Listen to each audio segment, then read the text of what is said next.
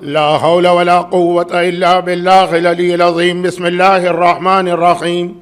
الحمد لله رب العالمين، والصلاة والسلام على سيد المرسلين أبي القاسم محمد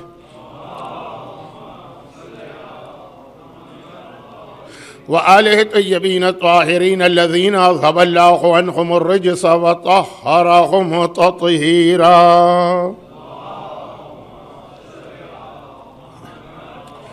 سيما على الإمام المنتظر والحجة الثاني عشر عجل اللهم له الفرج، ولعنة الله على أعدائهم أجمعين من الأزل إلى الأبد. أما بعد، فقد قال الله عز وجل في كتابه الكريم: بسم الله الرحمن الرحيم.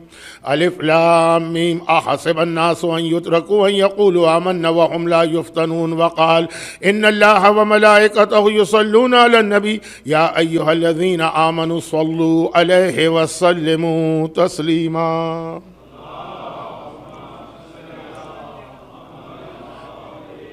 ایام اعزا کے دوسرے عشرے کی 8ویں گفتگو ہے اور میری 6ٹھی تقریر، اور جو عنوان خود بخود بن گیا تھا، میرا ارادہ نہیں تھا لیکن ہر دفعہ کی طرح سے ٹریک چینج ہو گیا، وہ خود بخود بن گیا تھا. آج ہر صورت میں تقریر کے آدھے حصے میں اسے مکمل کر کے آنے والی شب جمعہ کا خیال کرتے ہوئے ایک اہم موضوع پہ بات شروع کرنا ہوگی. آیتیں جو تلاوت کی گئی ہیں، ایک سورہ عنکبوت کی آیت ہے اور ایک سورہ احزاب کی. دوسری والی آیت تو بہت مشہور ہے، لیکن جیسا کہ کل بھی میں نے عرض کیا تھا کہ اس طولانی آیت کا صرف آخری جو لفظ ہے سلموا تسلیما، وہ ہمارا عنوان ہے. لیکن آئیے پہلے سورہ عنکبوت کی آیت پہ اس سورہ عنکبوت کی آیت کی بھی میں بہت تلاوت کرتا رہتا ہوں، کیونکہ اس کا میسج تو ہمیشہ یاد کرانا پڑتا ہے. تو وسلموا تسلیما کے راستے میں جو سب سے بڑی رکاوٹ بن سکتی ہے، اس کے حوالے سے یہ میں نے تلاوت کی ہے. اب یہ تو یاد دلانے کی ضرورت نہیں ہے کہ پروردگار عالم کی نگاہ میں یہ سورہ عنکبوت اتنا اہم ہے. ہر سورہ اہم ہے، لیکن بعض ایسے میسیجز ہیں کہ ہر سال شب قدر میں اس کی تلاوت کا خصوصی حکم ہے. اور جیسا کہ اس کا شان نزول ہے کہ یہ تقریباً اعلان رسالت کے 6 یا 7ویں سال نازل ہوا، جب مسلمانوں پر ٹارچر اتنا بڑھ چکا تھا کہ بس اس کے فوراً بعد، اس سورہ کے نازل ہونے کے فوراً بعد within months پیغمبر کو حکم دینا پڑا تھا کہ مکہ چھوڑ کے چلے جاؤ. وہ ایتھوپیا گئے یا حبشہ گئے، نجاشی کا واقعہ وہ ہر پڑھا لکھا آدمی اس کو اچھی طرح سے جانتا ہے. اس کا ایک بہت اہم میسیج بھی کس چیز کا؟ جو پیغمبر کا پہلا حکم آیا تھا ہجرت کا. دوسری اور پراپر ہجرت تو مدینے کی جانب ہوئی تھی، لیکن جو پہلی ہجرت تھی کہ اگر رسول بھی موجود ہو لیکن حالات ایسے ہوں کہ انسان کی جان اور عزت کو خطرہ ہو، تو نان مسلم ملک میں جانا سنت رسول ہے، بشرط یہ کہ وہاں پہ انسان کو پروٹیکشن مل رہا ہو. لیکن ایک بات کا خیال کرتے ہوئے، اور وہ خود پیغمبر کے فرسٹ کزن کا مسئلہ. دیکھیں، حبشہ میں پیغمبر نے بھیجا، مکے میں رسول ہے، مکے میں کعبہ ہے، مکے میں مولا ہے، اور وہاں کوئی نہیں، لیکن جان مال عزت کی سلامتی ہے. اب اس کے حوالے سے باتیں تو بہت ہو جائیں گی، لیکن ایک مختصر سی بات. فارسی کا ایک محاورہ ہے، لوگوں کو اردو بھی نہیں آتی ہے تو فارسی کیا، یعنی لوگوں سے مطلب وہ نہیں جو آج آ گئے، جو نہیں آ رہے ہیں وہ اسی لیے نا، تو کہ میں ایک لمحے کے لیے غافل ہوا. محاورہ تو یہ ہے کہ پاؤں میں کانٹا چبھا، میں کانٹا نکالنے کے لیے جھکا، اب جو میں نے آنکھ اٹھائی تو قافلہ 100 سال دور جا چکا تھا. جو معراج کے حوالے سے بات ہو رہی تھی کہ روشنی کی رفتار یا جو لائٹ کی اسپیڈ ہے، اس سے اگر انسان سفر کر سکے، ابھی تک تو کہا جاتا ہے کہ وہ امپاسبل ہے، لیکن آج ہی میں دیکھ رہا تھا کہ برطانیہ نے کوئی ایسا ڈرون یا لیزر کا ہتھیار بنا لیا جس کی اسپیڈ وہی. خیر، اور تھیوری کے اعتبار سے اگر آپ اس سے بھی زیادہ اسپیڈ سے سفر کریں تو پھر ٹائم الٹا ہونے لگتا ہے، ریورس. 40 سال کا آدمی جو ہے وہ 35 سال کا ہو جائے گا، 35 سال کا 30 سال کا، لیکن یہ میری فیلڈ نہیں، مجھے بولنا نہیں چاہیے۔ جب میں عام مومنین سے یہ توقع کرتا ہوں کہ دینی معاملات کے اندر وہ دخل نہ دیں، جو مرجع کہہ رہے ہیں اس کو مانیں کیونکہ وہ اس کے ایکسپرٹ ہیں، تو یہی اصول میرے اوپر بھی آتا ہے۔ تو خلاصہ یہ ہے کہ بات یہ ہو رہی تھی کہ ایک لمحے کے لیے اگر انسان غافل ہو، غفلت خود ایک موضوع ہے، تو دنیا کہیں سے کہیں چلی جاتی ہے، اور آدمی ایسی ایسی چیزیں کھو دیتا ہے کہ پھر اس کو واپس نہیں کیا جا سکتا ہے۔ کچھ چیزیں ایسی ہیں جو ریورس ہو سکتی ہے، کچھ چیزیں ریورس نہیں ہو سکتی۔ حبشہ میں جب مسلمان گئے، یہ بہت اہم ایک موضوع ہے، پتہ نہیں کیسے میری زبان پہ یہ لفظ آ گیا، جس کے نتیجے میں تقریر کا پہلا حصہ تھوڑا سا بدل رہا، لیکن چونکہ میں کسی بھی خاص موضوع پر اپنے آپ کو پابند نہیں کرتا ہوں، میرے اعتبار سے جو کام کی بات ہے وہ بیان کر دیتا ہوں۔ تو جب پیغمبر کے فرسٹ کزن وہاں گئے تھے، اور یہ بھی کتنی عجیب بات ہے، اس وقت تک بنی ہاشم اور بنو امیہ کی شادیاں بہت زیادہ ہوتی تھیں، آگے جا کر فیملی ٹری میں یہ لوگ مل جاتے تھے۔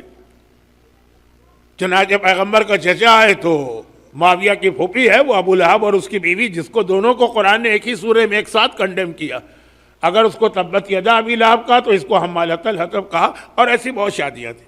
ابو سفیان کی بیٹی کی شادی پیغمبر کے فرسٹ کزن سے ہوئی تھی، وہی بیٹی ام حبیبہ، جس نے اپنے باپ کو پیغمبر کے بستر پہ نہیں بیٹھنے دیا، صرف اشارے کر کے آگے بڑھ رہا ہوں، تو وہ ہے ابو سفیان کی بیٹی، اور یہ ہے پیغمبر کے فرسٹ کزن عبید اللہ ابن جحش، جو بعد میں یعنی ان کے بھائی اور بہن بعد میں تاریخ اسلام اور سیرت نبی کی بہت اہم پرسنالٹیز بنے۔ بھائی جنگ احد میں شہید ہوئے، آج بھی میدان احد میں جا کے یہ نان سینس بات سننے کو ملتی ہے۔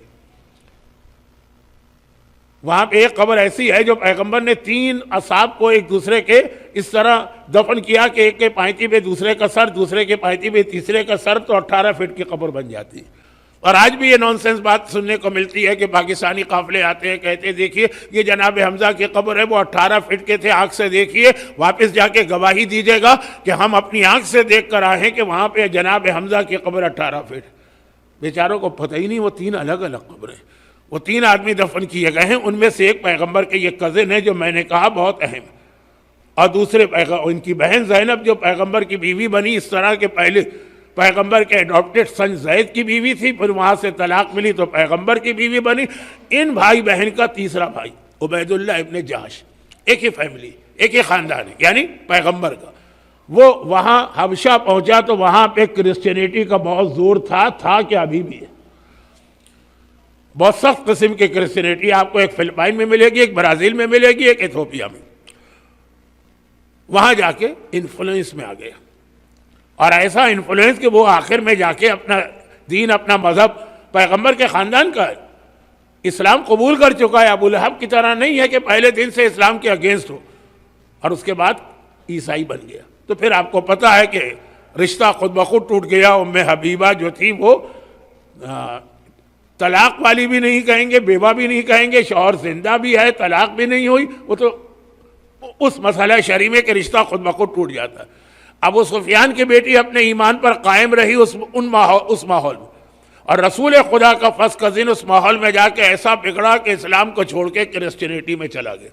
بھئی یہ اس بات کا خیال رکھنا کہ اگر کہیں مال، جان، عزت، آبرو کا پروٹیکشن مل رہا تو پیغمبر کے شہر سے بھی ہجرت کر کے جاؤ، لیکن اپنے اور اپنی اولاد کے ایمان کا خیال کرتے رہنا۔ اور اس میں میرا کل کا جو موضوع ہے اور 2 دن کا، کہ فی الحال اس وقت تک ہمارے لیے اس پروٹیکشن کا اہم ترین ذریعہ ہمارا یہ عزاداری کا انسٹیٹیوشن ہے۔ اس پہ ابھی کچھ بات کرنا ہے، لیکن بات شروع ہوئی تھی سورہ عنکبوت کی پہلی آیت سے۔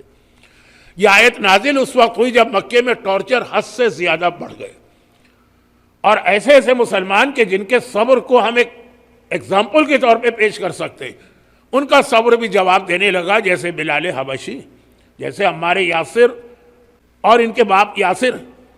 ماں جناب سمیہ نے تو خیر بہت زیادہ صبر کا مظاہرہ کیا، جیسے خباب ابن ارت ہیں جن کا قصیدہ مولا نے نہج البلاغہ کے آخر میں پڑھا۔ یہ سب وہ سارے ٹارچر برداشت کریں، لیکن اب ان کا بھی ایک طرح سے صبر جواب دے رہا۔ اب پیغمبر کے پاس آ کے کمپلین کر رہے ہیں کہ یا رسول اللہ کب تک یہ سارے مظالم ہم برداشت کر رہے ہیں اور تیار بھی ہیں، لیکن کب تک اس کا کوئی اینڈ، کوئی اختتام ہوگا کہ نہیں؟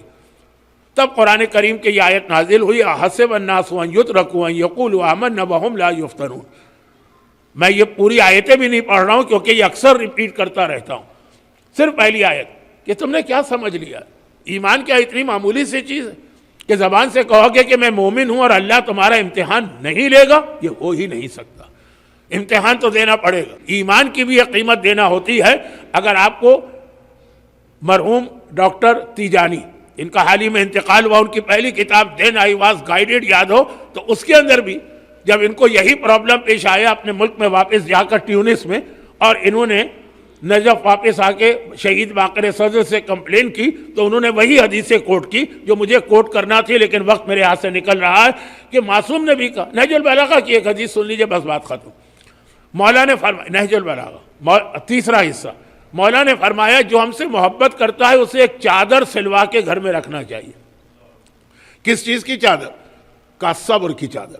محبت کرو گے تو یقیناً تمہیں دنیا کے مصائب و مظالم کا سامنا کرنا پڑے گا، اور مظالم کی دو قسمیں ہوتی ہیں۔ ایک قسم ہوتی ہے کوڑوں کے ذریعے سے ظلم کرنا، ایک قسم ہوتی ہے عیاشیوں کے ذریعے سے ظلم کرنا۔ یعنی مومن کو بہکانے کے لیے کبھی کوڑے مار کے اس کو سیدھے راستے سے ہٹایا جائے گا، اور کبھی اس کو اتنا آرام دہ ماحول عطا کیا جائے گا اور اتنی لگژریز اس کو دی جائیں گی کہ اس کی وجہ سے وہ بہک جائے گا۔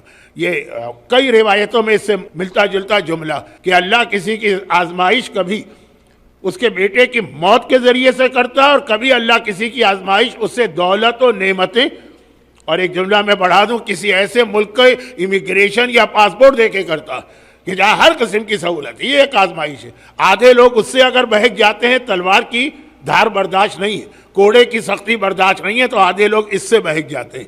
اور آنے والی رات یہ میسج ہم کو تازہ کرایا جاتا ہے، اللہم ومن ارادنی بسوء فاعرضہ ومن کادنی فقدہ، کہ جو ہمیں ظلم کے ذریعے سے ہمارے خلاف برائی کرے تو اس کی برائی اس پہ پلٹا دے، اور جو مکر و فریب کے ذریعے ہمیں بہکائے، ہمیں وہ سبز باغ دکھائے، ہمیں ایسی سہولتیں دے، اور شارٹ کر دوں اس کو تو دو نام، سفیانی بھی آئے گا آخری زمانے میں، وہ ظلم کے ذریعے مومنین کا ایمان تباہ کرے گا، اور دجال بھی آئے گا، وہ میوزک اور بے پردہ عورتیں اور روٹی کپڑا مکان والے مسئلے کے ذریعے۔ تو اب سورہ عنکبوت کی آیت نازل ہوئی جب مسلمانوں نے، اور مخلص مسلمانوں نے یہ کمپلین کی کہ یا رسول اللہ کبھی یہ ختم بھی ہو گئے یہ مظالم، تو پہلے تو یہ آیت نازل ہوئی کہ تم کون سے انوکھے ہو، تم سے پہلے بھی جو مسلمان بنے جتنے بھی، ان سب کا ہم نے امتحان لیا، تمہارا بھی امتحان لیں گے۔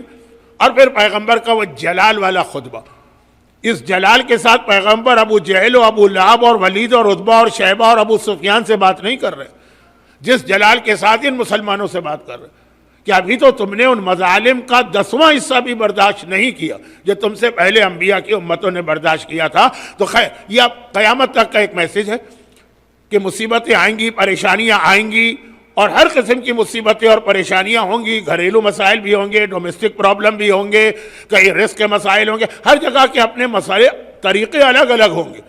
اب انڈیا میں، پاکستان میں، اسلامی ملک میں رہیں وہاں الگ پرابلم ہوں گی، اور کینیڈا میں، امریکہ میں، آسٹریلیا میں، یورپ میں جائیں تو بظاہر بڑی سہولتیں، یہاں کے الگ مسائل ہوں گے۔ یہ میرا موضوع نہیں ہے، ورنہ تو بات کہیں کہ کہیں چلی جائے گی۔ امتحان، اور جس کا امتحان نہ لیا جائے اسے تو بہت ساری روایتیں کہ مومن نہیں مانتے اللہ کے رسول۔ وہ یہ کنڈے والا واقعہ میں اکثر پڑھتا ہوں، ریپیٹ نہیں کروں گا، وہ پیغمبر شادی والا واقعہ۔ اچھا، پیغمبر کی شادیاں بھی ایک بڑا انٹرسٹنگ موضوع ہے۔ پیغمبر نے کتنے رشتے دیے، ان میں کتنوں کو اپنے گھر لے کر آئے، کتنوں کو گھر لانے سے پہلے ہی رخصت کر دیا، کتنوں کا رشتہ دیتے وقت وہاں پہنچی اور واپس آ گئے۔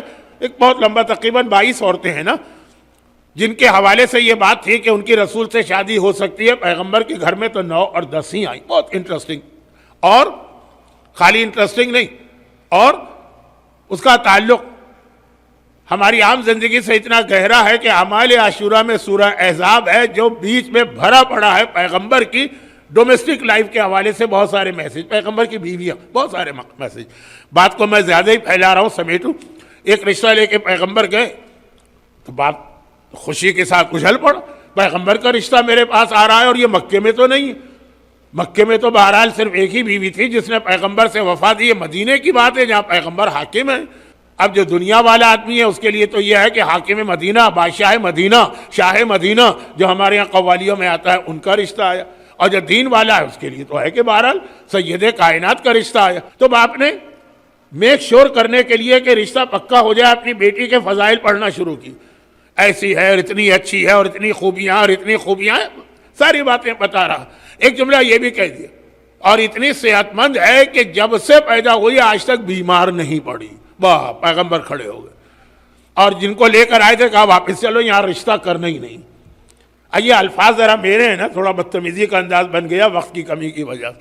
یا رسول اللہ کیوں؟ کہا کہ جس گھر میں بیماری نہ آئے، اس کا مطلب یہ ہے کہ اللہ اس گھر والوں سے ناراض ہے۔ بیماری بھی اللہ کا ایک امتحان ہوتا ہے، اور یہ پھر اللہ دیکھتا ہے کہ اس کے بعد مومن کا رد عمل اور ریئیکشن کیا ہے۔ تو وہ جو ایک انڈے والا واقعہ ہے وہ مالی نقصان کا تھا، یہ ہے جسمانی۔ یہ سارے مومن کے امتحان ہوتے رہیں گے۔ اور یہاں پر ایک لفظ سمجھانے کا موقع بھی مل گیا اور روایت بھی۔ ایک حدیث ہے چھٹے امام کی جس میں 40 آدمیوں کا نام لیا ہے امام۔ نام کا مطلب وہ اصل نام نہیں بلکہ ان کی خصوصیات۔ اور وہ 40 کا کیوں تذکرہ کیا؟ اس سے پہلے ایک لفظ امام 2 بار دہراتے تھے، ملعون ملعون، اور پھر اس کا ذکر، ملعون ملعون، اور پھر اس کا ذکر، ملعون ملعون۔ 40 کا ذکر کرنے جاؤں گا ایک پورا اشرا بن جائے گا۔ اس میں ایک لفظ تھا کہ ملعون ہے، ملعون ہے وہ مومن جس کے گھر میں 40 دن گزر جائے کوئی پریشانی نہ آئے۔ اگر مومن ہے تو ہر 40 دن میں پریشانی آنا چاہیے۔ اب یہ ملعون بھی وہ لفظ ہے جس کے حوالے سے اکثر میں 2-3 منٹ کی بات کہتا ہوں کہ ہماری اردو زبان پیدا ہوئی ہے عربی سے، تو بہت سے عربی الفاظ اردو میں آئیں، لیکن ان کے معنی عربی میں کچھ اور ہے، اردو میں کچھ اور ہو گئے۔ آپ بولیں گے اردو تو بولیں گے عربی، اور آپ مطلب بولیں جو اردو میں ہے تو دھوکہ کھائیں گے۔ ملعون ہمارے یہاں غالباً ایبیوس کے معنوں میں آئے گا، کرس کے معنوں میں آئے گا، کرسنگ، لعنت کسی بھی بھیجنا۔ عربی میں یہ معنی نہیں، عربی معنی رحمت خدا سے کٹ جانا، بس۔ ملعون کے معنی کٹ جانا، اس کے گھر میں رحمت نہیں۔ ملعون کا ترجمہ یہی۔ اب ہمارے یہاں ملعون کتنا اسٹرانگ لفظ ہوگا، لیکن عربی میں اس کا مطلب ہے کہ فلاں آدمی کے گھر میں رحمت خدا نہیں۔ کہا اس کے گھر میں رحمت خدا نہیں ہے، اس کے گھر میں رحمت خدا نہیں ہے جس کو اللہ 40 دن میں ایک بار کسی مصیبت میں مبتلا نہ کرے۔ سننے والا راوی بھی گھبرا گیا، کہا مولا تو ایسا تو پھر کون مومن ہوگا کہ ہر 40 دن میں مصیبت؟ اس کے ذہن میں یہ آیا کہ مصیبت سے مطلب ہے بیٹے کا مر جانا، مصیبت سے مطلب ہے کہ طلاق ہو جانا، مصیبت سے مطلب ہے جاب چھوٹ جانا ہر 40 دن۔ امام نے کہا کوئی پریشانی آئی بڑی یا چھوٹی، پھر خود مثال دی کہ مثلاً اس کے پاس ایک تھیلی میں 100 دینار، اور اس نے ایک بار اس کو گنا تو 99 نکلے، دم اس کا دل گھبرا گیا، ایک دینار کہاں چلا گیا؟ ایک دینار بہت بڑی ویلیو رکھتا۔ اس نے دوبارہ کاؤنٹ کیا، پتہ چلا نہیں 100 تھے۔ تو یہ اتنی دیر اس کے گھر میں پریشانی آئی نا، یہ وہ 40 دن والا امتحان ہو گیا۔ لیکن چھوٹے امتحان بھی ہیں، بڑے بھی ہیں، اور اللہ نے امتحان کو چھپایا بھی نہیں، سرپرائز قسم کا نہیں ہے، بتا بھی دیا، پورا پیپر آؤٹ کر دیا کہ کیا امتحان ہے۔ وَلَنَبْلُوَنَّكُمْ بِشَيْءٍ مِّنَ الْخَوْفِ وَالْجُوعِ وَنَقْصٍ مِّنَ الْأَمْوَالِ وَالْأَنفُسِ وَالثَّمَرَاتِ۔ لیکن یہاں پہ میں بات روکتا ہوں کہ یہ مصیبتیں اور پریشانیاں آتی رہیں گی اگر مومن ہے، اور مومن کی ذمہ داری ہے کہ اس کے اوپر وہ صبر کرے۔ مولا کا جملہ ہے چادر سلوا لے۔ مگر پھر ایک مسئلہ یہ پیش آتا جو کئی روایتوں میں، کل شب جمعہ کی ایک دعا میں بھی ہے، یہ وہ دعا ہے جو ہم لوگ عرفات کے میدان میں بھی پڑھتے ہیں رات کے وقت، شب عرفات، دن کے وقت نہیں، رات کے وقت۔ اس میں بھی ایک جملہ کہ خدا بندہ جو مصیبتیں آتی ہیں وہ سب تو ہم برداشت کر لیں، لیکن جو دشمن ٹونٹنگ کرتا ہے اور تانے دیتا ہے اور مذاق اڑاتا ہے۔ اور اسی میں پھر ایک ضمنی بات یہ کہ کبھی مصیبتوں کی وجہ سے اچھا تم علی والے ہو، تمہارا مولا سب کر سکتا ہے، تو پھر تمہارے یہاں یہ کیوں ہو رہا؟ اور جیسا میں نے کہا کہ امتحان کے 2 طریقے، کبھی ایسا ہوتا کہ مصیبت کی وجہ سے آپ کا مذاق نہیں اڑایا جا رہا ہے، دین پہ عمل کی وجہ سے۔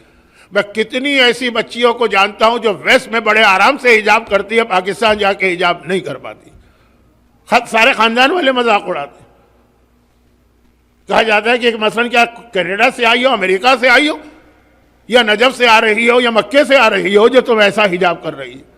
ایک اسلامی ملک میں، ایک اسلامی ماحول میں، ایک سید گھرانے کے اندر میں نے حجاب کی مثال اس لیے دی کہ واقعاً سب سے مشکل مسئلہ بچیوں کے لیے آج کل حجاب کرنا، یہاں پھر بھی ہو جاتا، وہاں نہیں ہوتا۔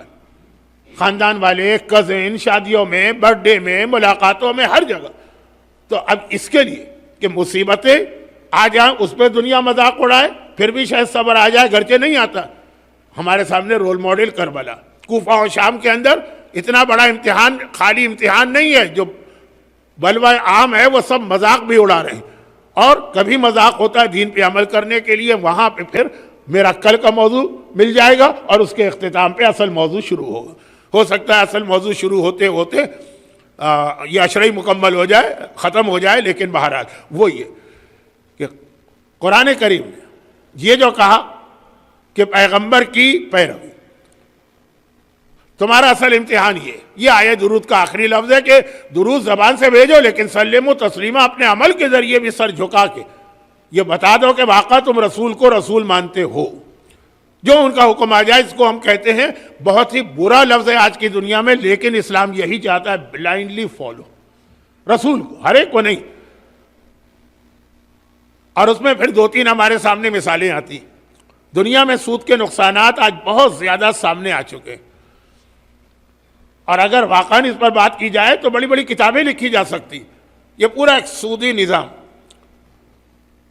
میں اس خشک مسئلے پہ بات نہیں کرنا چاہتا ہوں، میں یہ بتانا چاہتا ہوں، جب 3 دن میں نے ایک جملہ کہا کہ رسول اللہ کے زمانے میں کتنے ایسے واقعات آئے کہ پیغمبر بعض واجبات و حرام کی ریزننگ دینا چاہتے تھے، مخلص مومن کان بند کر لیتے تھے، ہمیں نہیں سننا، ریزننگ، حکم سننا، کہا نہیں یا رسول اللہ ہم تو اس لیے عمل کرنا چاہتے ہیں کہ آپ نے کہا۔ اگر یہ ریزننگ سن لی تو دل میں یہ خیال آ جائے گا کہ اس کی وجہ سے ہم اس پہ عمل کر رہے ہیں، اور یہ والا اسٹائل ریزننگ کا کبھی کبھار بالکل نہیں، بلائنڈلی فالو کرو۔ اب ایک اعتراض عربوں نے کیا، عربوں کی اکنومی کا سارا دار و مدار سود پر تھا۔ طائف والوں کا واقعہ آپ کو شاید یاد ہو، شاید یاد نہ ہو۔ طائف عرب کا سب سے مغرور علاقہ تھا، مکے والوں سے بھی زیادہ ان کا دماغ خراب تھا، کیونکہ طائف بہت، آج بھی کتنا سرسبز و شاداب ہے۔ اب تو آج بھی آپ طائف میں جائیں گے تو کچھ لوگ تو کہتے ہیں کہ یہ دنیا کا علاقہ ہی نہیں ہے، جنات کہیں سے اٹھا کے لائے ہیں، کچھ کہتے ہیں جنت سے بھیجا گیا۔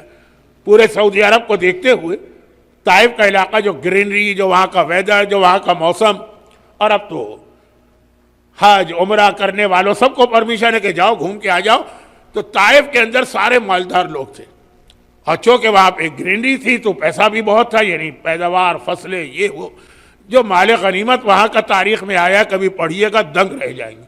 رسول اللہ کی زندگی کی آخری جنگ حنین، اس کے فوراً بعد طائف ہے۔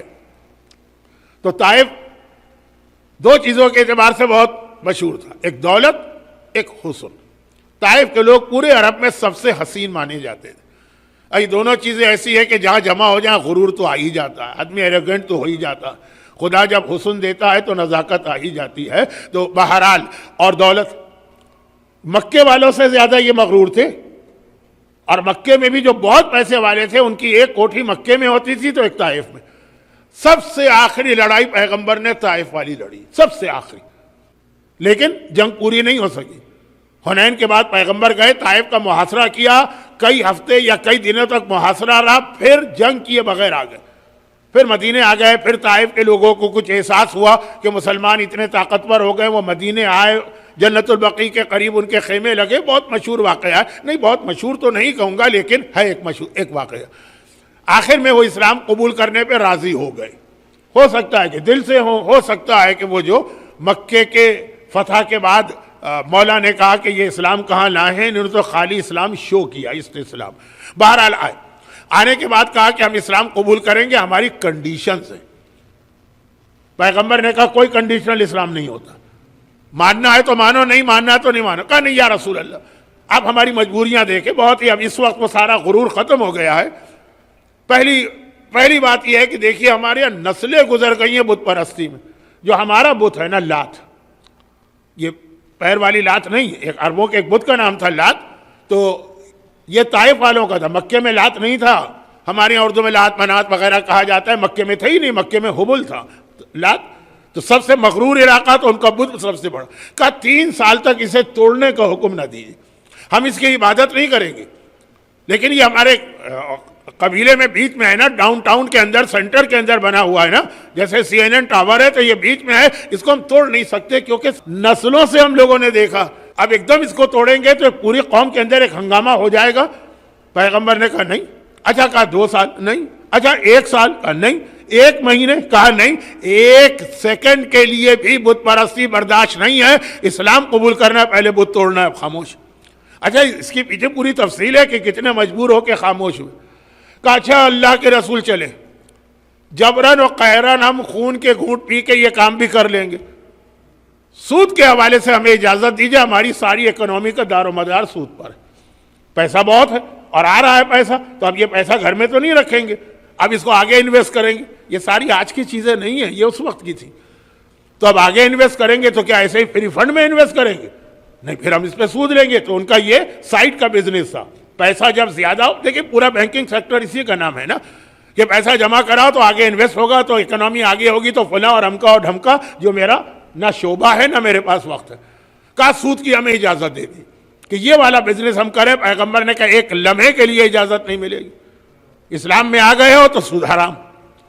یہاں پہ پھر میری زبان تڑپ رہی ہے کہ میں ایک ضمنی بات کہہ دوں، تو ضمنی باتوں کے اندر اصل موضوع کہاں رہے گا. اور وہ ضمنی بات یہ ہے کہ کبھی بھی مرجع ہو کہ عام آدمی ایک آیت اور ایک حدیث کے اوپر فیصلہ نہیں ہوتا. اچھا ہمارے ہاں لوگوں نے حدیثیں پڑھی بھی نہیں ہیں، اور اچھا ہے کہ نہیں پڑھی، ورنہ ہر آدمی فتویٰ دینا شروع کرے گا، کیونکہ 70,000 حدیثیں تو کوئی نہیں پڑھے گا، اور 2 حدیثوں کے اوپر فتویٰ دے دے گا. یہاں پہ ایک حدیث لا ربا بین المسلم والکافر. اب پیغمبر کا اتنا سخت اسٹانس میں بتا رہا ہوں نا ربا میں، لیکن ساتھ میں حدیث بھی ہمارے پاس ہے. یہ غالباً ٹائمر اس کا جواب دے گیا. خیر حدیث بھی ہمارے پاس ہے کہ مگر مسلمان اور کافر کے درمیان 1 وے میں کوئی ربا نہیں، وہ بھی حدیث. یوں اگر آپ دیکھیں تو ایک عام سی بات ہے، یعنی بہت اہم اسلام کا حکم کہ پیغمبر کہہ رہے مجھے تمہارا اسلام نہیں چاہیے. عرب کا طاقتور ترین قبیلہ ہے، لیکن نہیں چاہیے تمہارا اسلام. اگر تم سود کی حلال ہونے کی بات کر رہے کہ یا رسول اللہ بڑی گڑبڑ ہو جائے گی تو ہمارا اتنا نقصان، کہ اصل مال لے لو، سود چھوڑ دو. اچھا ہمیں عادت، یہ باقاعدہ آرگومنٹ ہو رہا ہے، ڈائلاگ ہو رہا ہے، پیغمبر سے بات ہو رہی ہے. اچھا کم از کم ہمیں، اب یہ لفظ میں استعمال نہیں کرنا چاہتا، بغیر نکاح کے تعلقات رکھنے کی پرمیشن دے دی ہے. اب تو اس میں تو آپ کو معلوم ہے پیغمبر کا جواب کیا ہوگا، جلال آ گیا. اچھا کم از کم ہمیں شراب پینے کی اجازت دے دی ہے. ہماری گھٹی میں پڑی ہوئی ہے، ساری زندگی شراب پی. پیغمبر نے کہا وہ پہلا مرحلہ تھا، شروع میں شراب کو آہستہ آہستہ آرام کیا، اب نہیں، فوراً اسی وقت. پھر انہوں نے ایک بات کہی کہ یا رسول اللہ پھر کم از کم چلے ہم یہ سارے کام بھی کر لیں گے، بڑا مشکل ہے ہمارے لیے. یعنی بغیر نکاح والے تعلقات بھی ختم کر دیں گے، شراب بھی چھوڑ دیں گے، اور وہ بت بھی توڑ دیں گے، اور سود، نماز سے ہمیں معاف کیا جائے. پیغمبر نے کہا لا دینا بغیر الصلاۃ، کوئی دین ہو ہی نہیں سکتا جس میں نماز نہ ہو. اگر نماز نہیں، مائنس نماز دین نہیں. پورے طائف کے قبیلے نے آخر میں اپنے ایمان کو اس ایک کنڈیشن پہ منحصر کر دیا. اچھا وہ تو پھر بھی بت پرست تھے، کافر تھے، مشرک تھے، مگر اتنا ان میں احساس تھا کہ پیغمبر سے پوچھا ہے نا. ہمارے ہاں تو بہت سے لوگ پیغمبر امام سے پوچھے بغیر خود ہی نماز سے اپنے آپ کو ایگزام کر لیتے ہیں.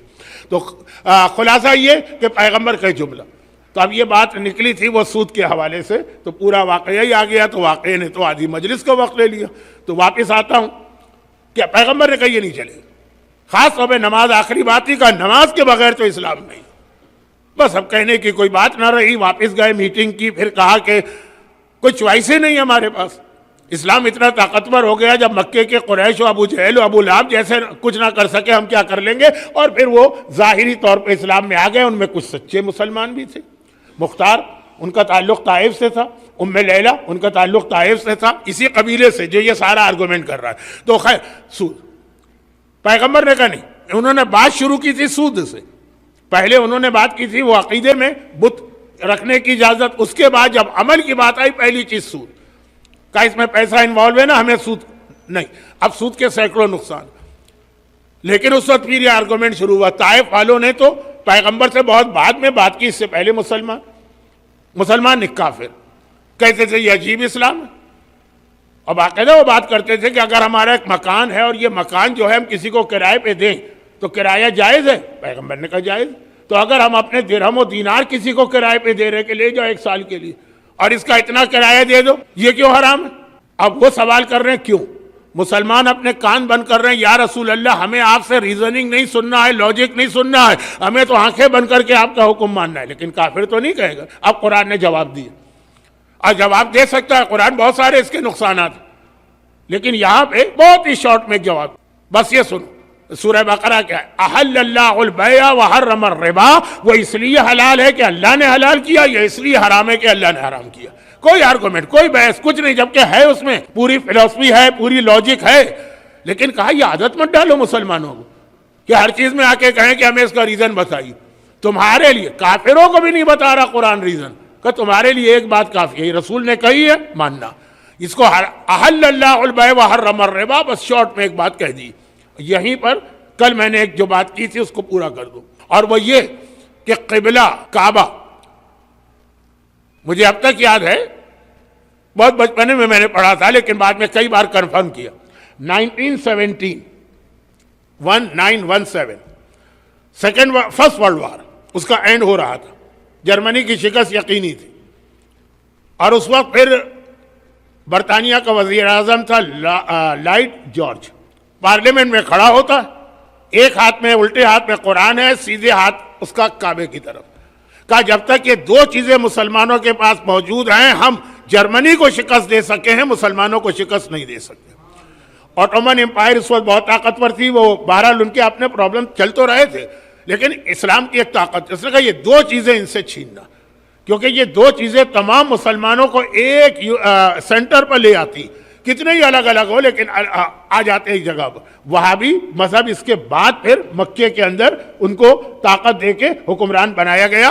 قرآن اور کعبہ، انگلی سے اشارہ کعبے کی طرف کر رہا ہے جیسے ہم زیارت میں کربلا کی طرف اشارہ کرتے ہیں، اور امام زمانہ کی زیارت میں کعبے کی طرف. کا کعبہ مسلمانوں کو یونائٹ کرتا اور قرآن مسلمانوں کو یونائٹ کرتا.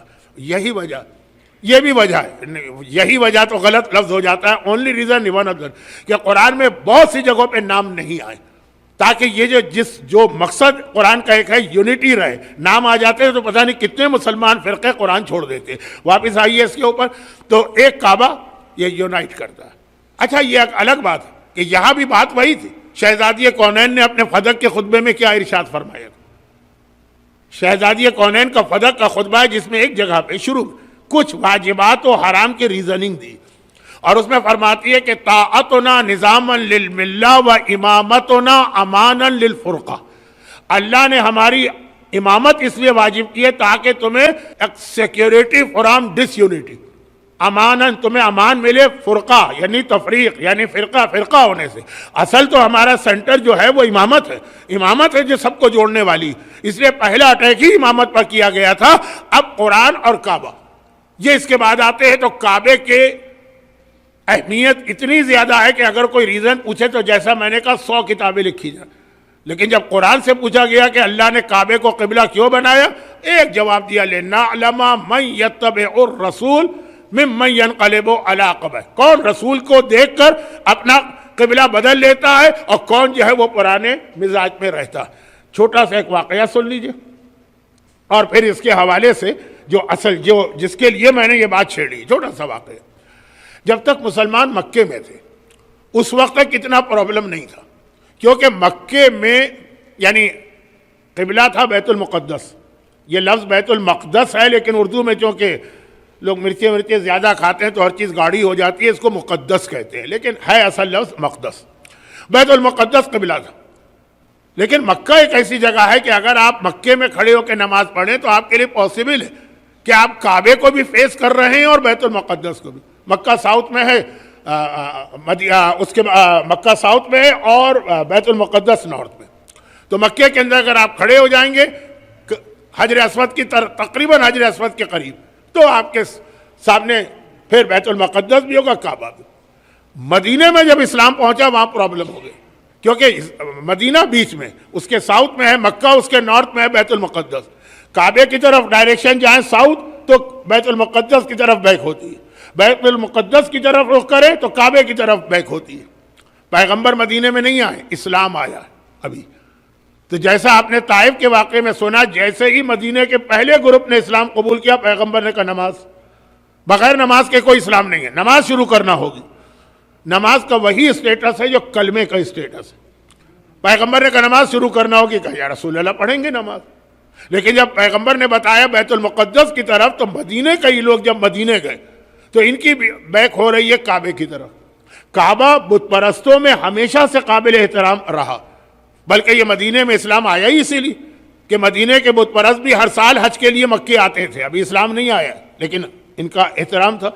اور مدینے میں آدھے یہودی سے، وہ بیت المقدس کی طرف رخ کرتے تھے۔ تو اب یہ لوگ ایک بہت ان کے لیے بڑا امتحان ہو گئے کہ کعبہ جو ہم عالم کفر میں احترام کرتے تھے، اس کی طرف بیک کر کے نماز پڑھیں گے۔ لیکن آرڈر از آرڈر۔ ایک بزرگ نہیں مانے، انہوں نے کہا یہ ہو ہی نہیں سکتا۔ ہمارے ہاں بھی بعض ایسے لوگ ہوتے ہیں جو کہتے ہیں نہیں، یہ جو مولانا نے مسئلہ بتایا ہو ہی نہیں سکتا، اگر یہ ہے اسلام میں تو میں اسلام چھوڑ دوں گا۔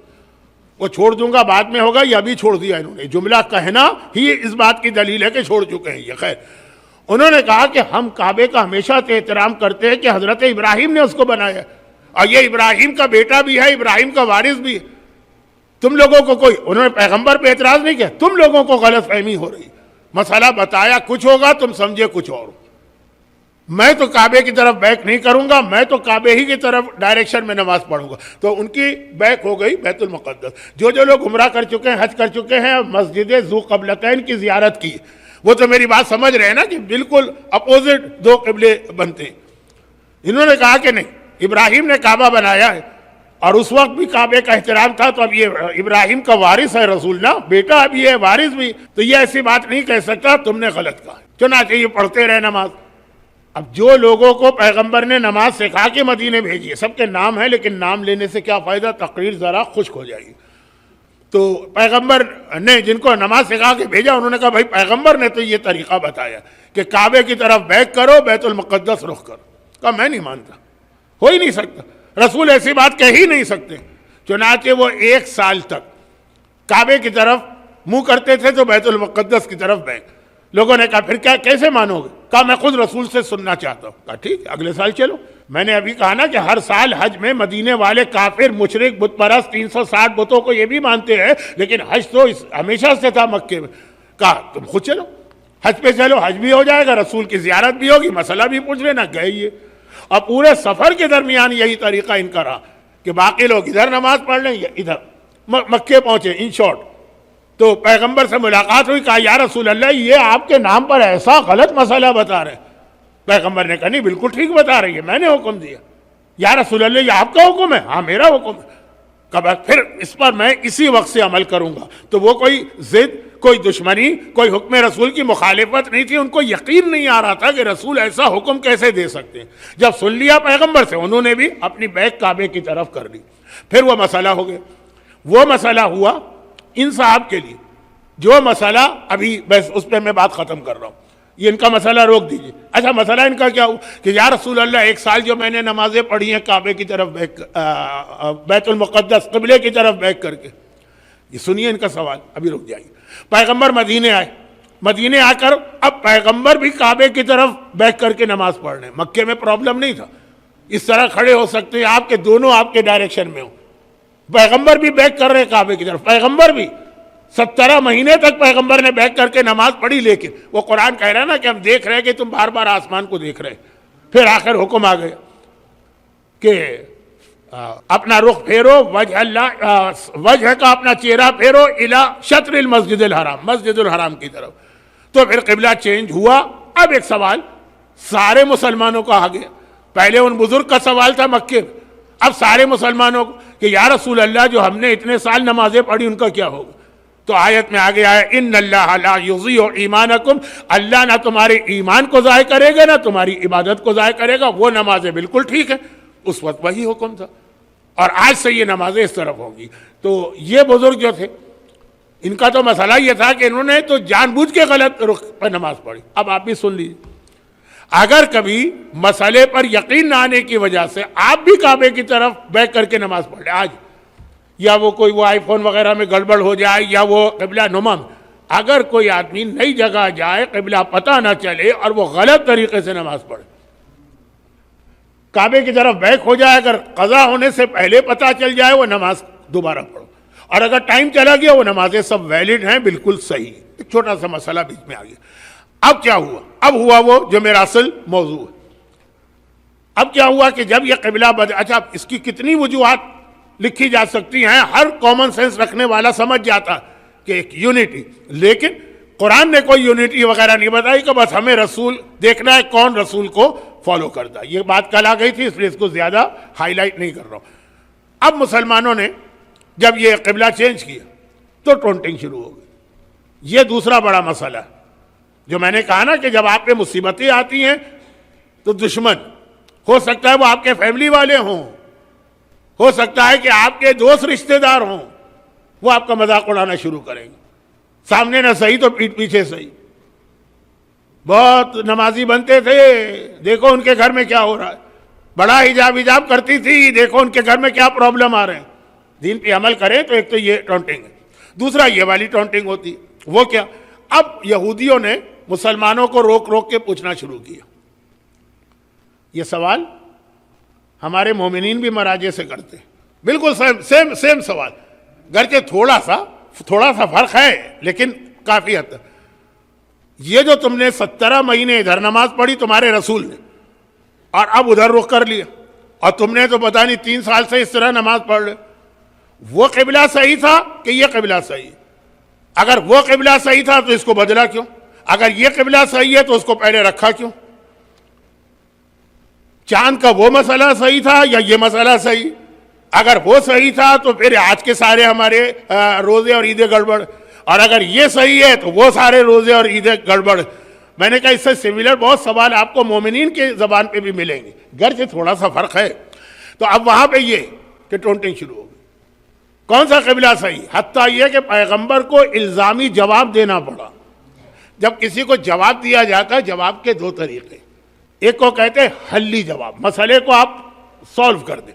ایک ہوتا ہے نہیں ٹائم نہیں ہے تو ٹٹ فار ٹیٹ, جیسا اس نے کہا ویسا اس کو جواب. پیغمبر نے یہودیوں کو بلایا اور کہا کہ مچھلی حلال حرام.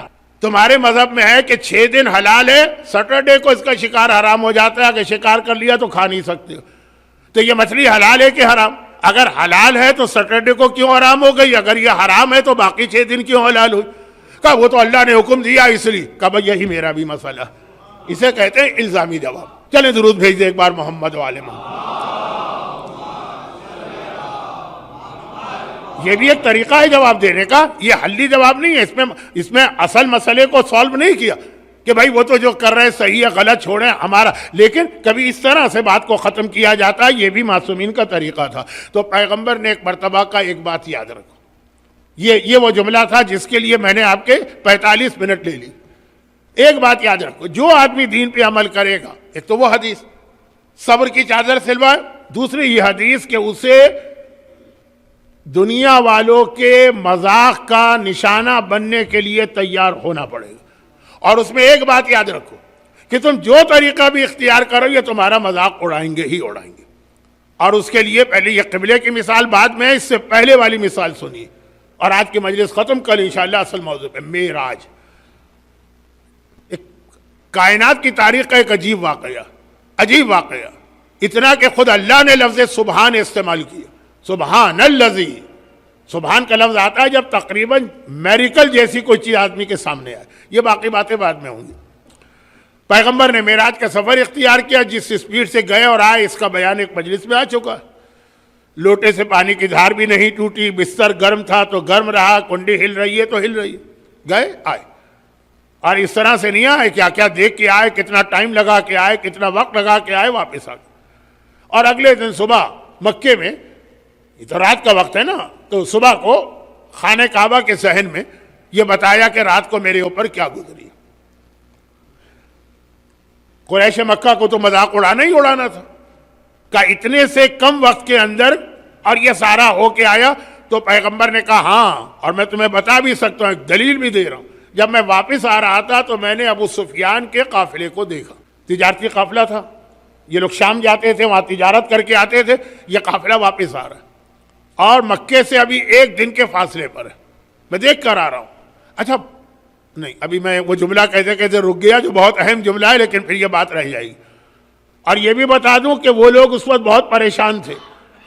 کہا کیوں پریشان تھے؟ کہا جو ان کا سب سے قیمتی تجارت کا سامان لدا تھا ایک سرخ اونٹ پر، وہ رسی توڑا کے پتہ نہیں کہاں چلا گیا. تو جو سب سے زیادہ قیمتی سامان لے کر آ رہے تھے، اور اونٹ، سرخ اونٹ بھی سب سے قیمتی، خود اونٹ سب سے قیمتی، اور پھر اس کا سامان، تو انتہائی پریشان تھے، پاگل ہو رہے تھے کہ اتنا بڑا ہم نے تجارتی سفر کیا، شام گئے آئے اونٹوں پہ بیٹھ کے صحرا میں، اور عین وقت کے اوپر جب مکہ 1 دن رہ گئے، وہ سب اس کو ڈھونڈ رہے تھے. اور پھر ان کو مل بھی گیا. اب پیغمبر نے ان کے سامنے ایک دلیل دی. قریش ابھی تو مذاق اڑا رہے ہیں. اگلے دن وہ قافلہ آ گیا. گھبرا کے لوگوں نے دیکھا یہ بات تو پوری ہو گئی کہ کیسے پتہ چلا. اور پھر اس کے بعد ابو سفیان نے بتایا کہ 1 دن کے فاصلے پر کتنا بڑا ہمیں پرابلم پیش آیا تھا، وہ اونٹ گیا اور ہو گیا، اور پھر ہم اس کو لے کر آئے. اب قریش مکہ کی بولتی بند ہونے لگی، جو بہت ضدی تھے. وہ تو اڑے رہے لیکن باقی لوگ خاموش ہونے لگے. لیکن ان کو موقع ملا کچھ عرصے بعد، جب پیغمبر ہجرت کر کے مدینے گئے، تب انہوں نے ایک مرتبہ پھر یہ بات شروع کر دی، پیغمبر کا مذاق. کہا عجیب رسول ہے، اپنے آپ کو رسول کہتا ہے. کبھی کہتا ہے میں چند منٹوں کے اندر ساری کائنات گھوم کے آ گیا. آپ کو معلوم ہے نا پیغمبر یہاں سے چلے، پہلے دنیا گھومے. پیغمبر کی معراج 2 فیزز میں تھی. پہلے تھی افقن، پھر تھی عمودن، یعنی پہلے ورٹیکل گئے تھے، پہلے ہاریزنٹل گئے تھے، پھر ورٹیکل گئے تھے.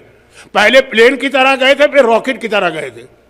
پلین جو ہے نا وہ ہاریزنٹل چلتا ہے، راکٹ جو ہے ورٹیکل. یہ سب 7 آسمان، سدرۃ المنتہا، اس کے آگے قاب قوسین، منٹوں میں سب ہو گیا.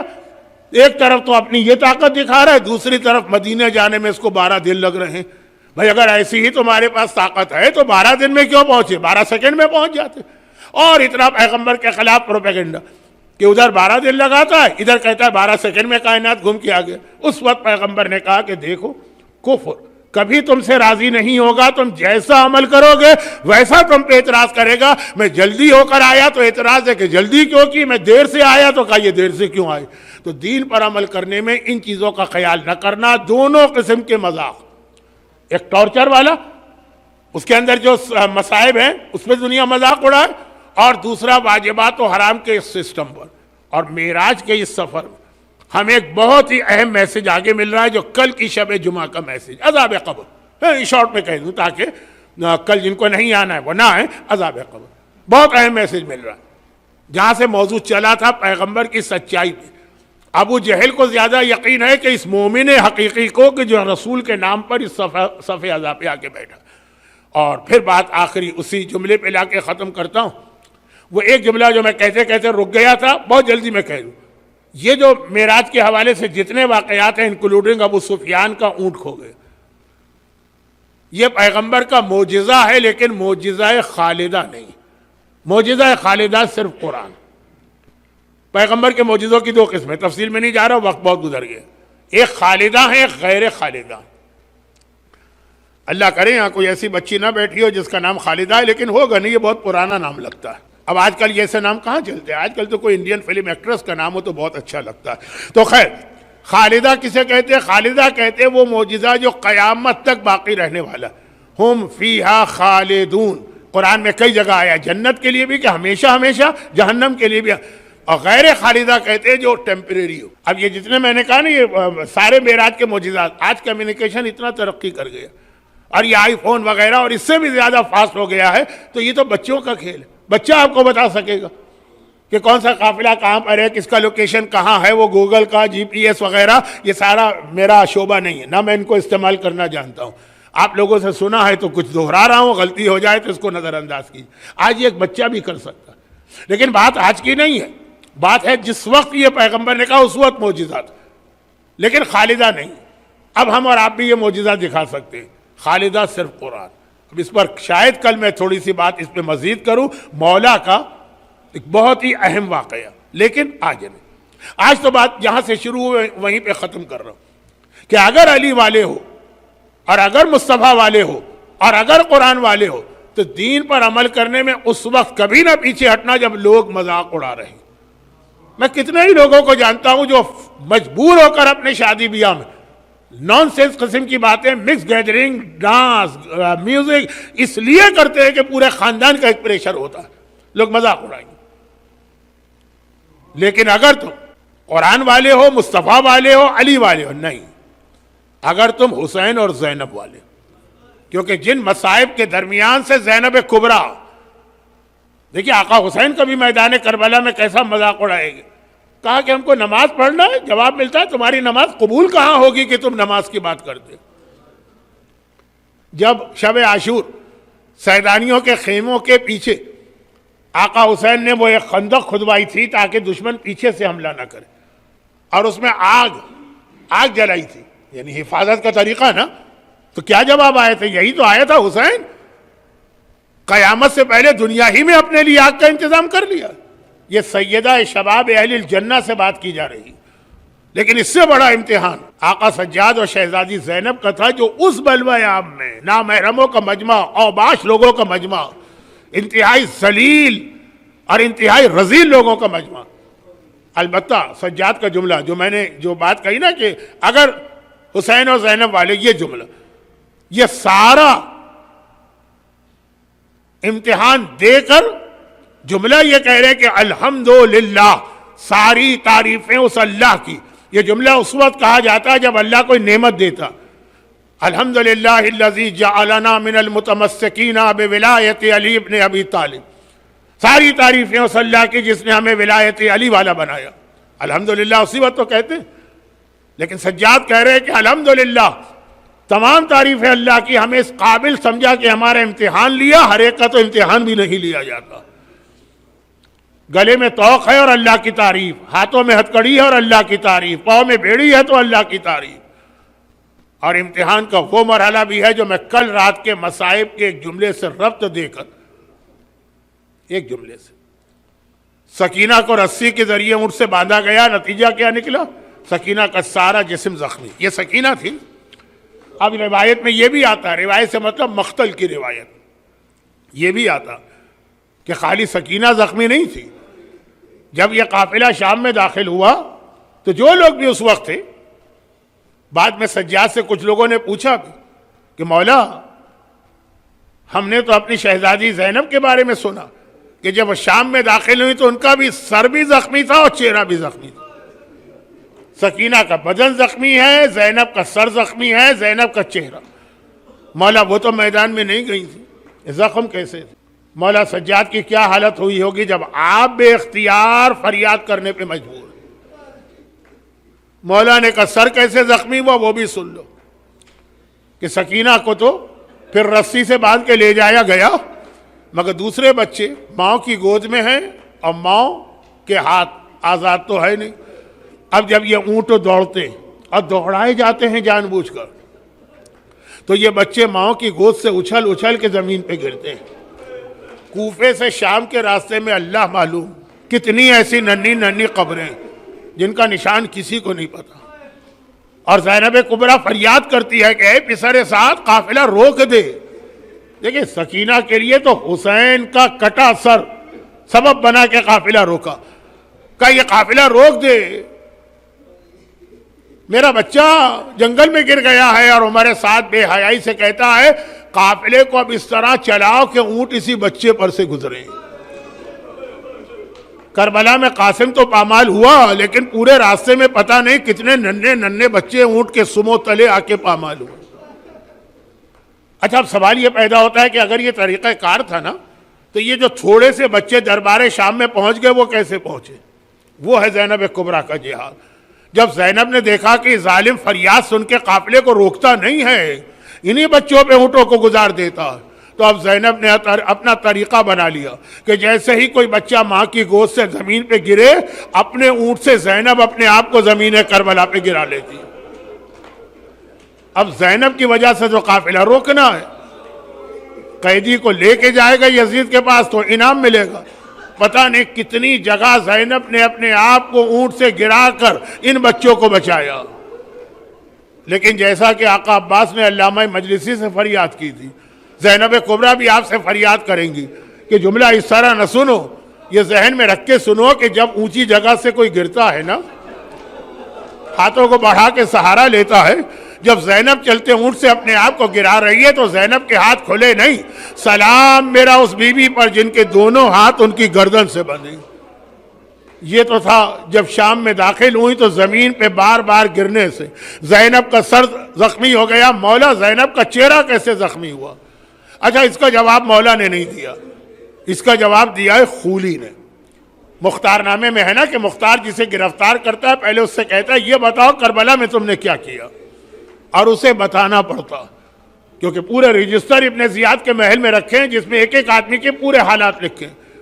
جب خولی گرفتار ہو کے آیا، وہ بھی ایک بہت انٹرسٹنگ واقعہ ہے بٹ مصائب کا نہیں. مختار نے کہا یہ بتا کہ تو نے کربلا میں کیا کیا. کہا کہ کربلا میں جس وقت عمر سعد نے حکم دیا کہ اے میرے سپاہیوں حسین مارے گئے، سارے مرد مارے گئے، اب تمہیں عام اجازت ہے کہ جاؤ اور اہل بیت کے خیموں میں جا کے جو مال و اسباب نظر آئے تو لوٹو.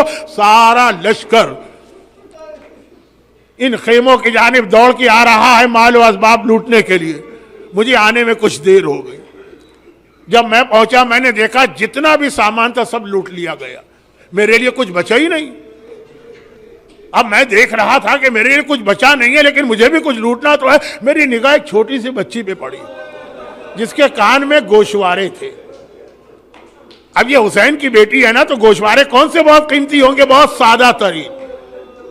جب کوئی ظالم اس کے گوشوارے چھیننے جاتا تھا وہ بچی تڑپ کے گوشوارے اپنے ہاتھوں سے چھپا لیتی اور کہتی تھی یہ میرے بابا نے عید پر مجھے تحفہ دیا ہے، میرا بابا تو نہ رہا، بابا کی نشانی تو میرے پاس رہنے دے. اتنا سادہ معمولی گوشوارہ. اور یہ چھوٹی بچی کی فریاد یزیدیوں کے دل بھی تھوڑا پگھل جاتے تھے، اس کو چھوڑ کے آگے بڑھتے تھے. خولی کہتا ہے میں نے سوچا میں اپنا نقصان کیوں کروں. میں آگے بڑھا اور میں نے گوشوارے کو پکڑا. بچی نے اپنے کانوں کو چھپانا چاہا، میں نے دیکھا دیر ہو رہی ہے، گوشوارے کھولنے کا وقت نہیں ہے. میں نے اس طرح سے وہ گوشوارے چھینے کہ بچی کے دونوں کان کٹ گئے اور وہ کٹے ہوئے کانوں سے خون جاری ہو گئے. اور میں آگے بڑھا کہ اور کچھ تو بچا ہوا سامان نہیں. ایک جگہ میں نے دیکھا کہ ایک خیمے کے اندر ایک جوان بستر پہ ہے اور بیماری کے عالم میں، غشی کے عالم میں ہے. ان یزیدیوں نے بھی اتنا خیال کیا کہ یہ بیمار غشی کے عالم میں ہے تو اس کو چھوڑ کے آگے بڑھ گئے. میں نے سوچا میں اپنا نقصان کیوں کروں. میں آگے بڑھا اور میں نے، کیونکہ مجھے جلدی ہے نا کہ وہ آخری چیزیں ہیں یہ بھی نہ چلی جائیں. میں آگے بڑھا اور میں نے اس بستر کو بیمار کے نیچے سے اس طرح کھینچا کہ بیمار بستر پر سے منہ کے بل زمین کربلا سے جا کے ٹکرایا. اب میں آگے بڑھا، اب کچھ نہیں، اب کچھ نظر نہیں آ رہا. ہاں صرف ایک منظر میں نے دیکھا کہ ساری بیویوں کی چادر چھن گئی ہے. ایک بیوی کی چادر ایسی ہے کہ کسی میں ہمت نہیں پڑ رہی ہے اس چادر پہ ہاتھ ڈالنے کی. عمر سعد کا ہرملا سے تیسرے تیر والا جملہ یاد ہے؟ وہ تیسرا تیر تھا، یہ خولی کا تیسرا ظلم ہے. ہرملا سے کیا کہا تھا کہ حسین ذوالجناح پہ ڈگمگا رہے ہیں. 1900 سے زیادہ زخم حسین کے جسم پر ہیں، پیشانی زخمی ہے، سینہ زخمی ہے، جسم زخمی ہے، لیکن میرا کوئی سپاہی حسین کے قریب نہیں جائے گا.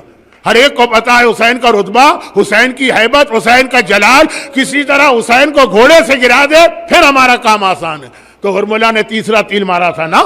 یا خولی کہتا ہے میں نے دیکھا ہر بیوی کی چادر چھن گئی ہے، مگر زینب کی ایک ہیبت ہے، زینب کا ایک جلال ہے، زینب کا ایک روب ہے. زینب کے قریب آنے کی ہمت کسی میں نہیں ہے. یہ رسول کی بیٹی ہے، یہ علی کی وارث ہے، زینب کے قریب آنے کی ہمت کسی میں نہیں ہے. میں نے سوچا میں اپنا نقصان کیوں کروں. میں گیا اور میں نے چادر زینب پہ ہاتھ ڈالا، چادر کو کھینچنا چاہا.